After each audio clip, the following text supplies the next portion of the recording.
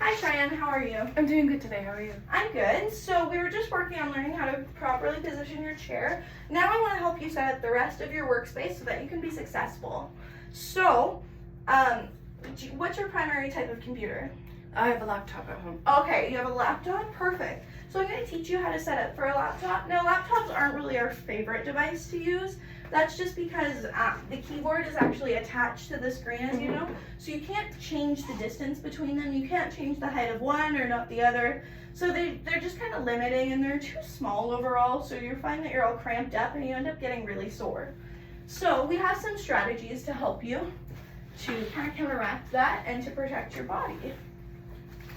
So the first thing I recommend is building up the height of your monitor.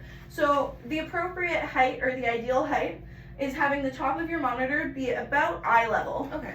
And we want to have it 18 to 24 inches, which is about 2 feet away. So you're the perfect distance right now. And then I have this stack of books here. Anything nice and cheap will work.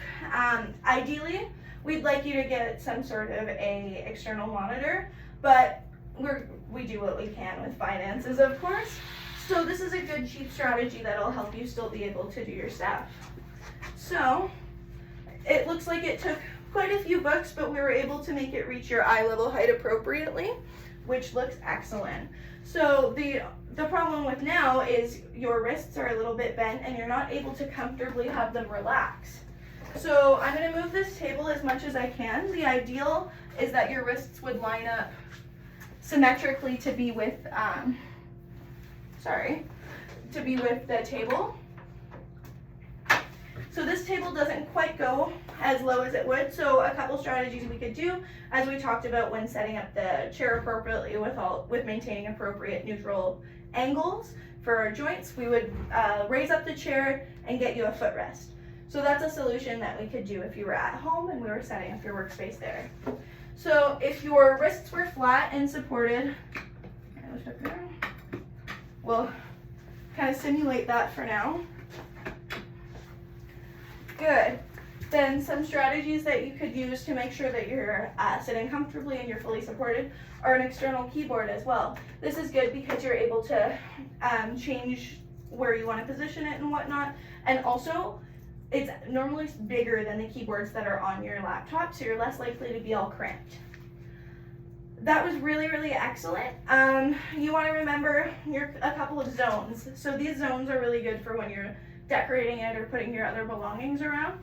So we have the primary zone, which is everything you use kind of all the time, multiple times a day. If you work with a calculator, your keyboard, your phone, whatnot, those go right in front of you within about a foot. That way you don't really have to reach or turn your gaze or do lots of repetitive movements.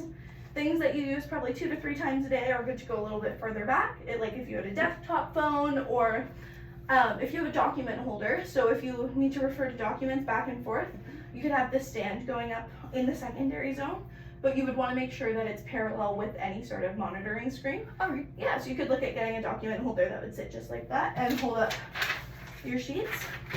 And then furthest away in the final, we call it the Teoteri zone, you would have things that you use once or twice a day, so that's where your monitor falls. And like if you were to have a coffee cup or something like just sitting on your desk, some decorations or a photo frame, something like that would be really good to keep in that zone. All right. Excellent. So when you're working at a workspace for a long time, it's important to take vision breaks.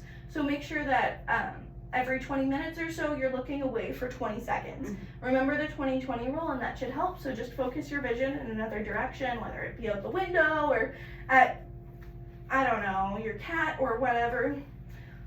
Anything is going to help that. And then make sure that you're taking those frequent movement breaks as well. Those are going to help your body every 20 to 30 minutes. It's going to keep your blood flowing and make you feel less sore at the end of the day. Changing your position is really important throughout the day to help decrease any soreness or any muscle atrophy that can happen. Excellent. Thank you for working with me today, Cheyenne. Thank you so much. One last thing, just remember when you're setting up your desk, have your window be to the side of you so that it will illuminate everything, but you won't get any glares. Because if you put it right in front of you or right behind you, you'll have no light or too much light. So we want somewhere in between. Perfect. Thanks so much, Cheyenne.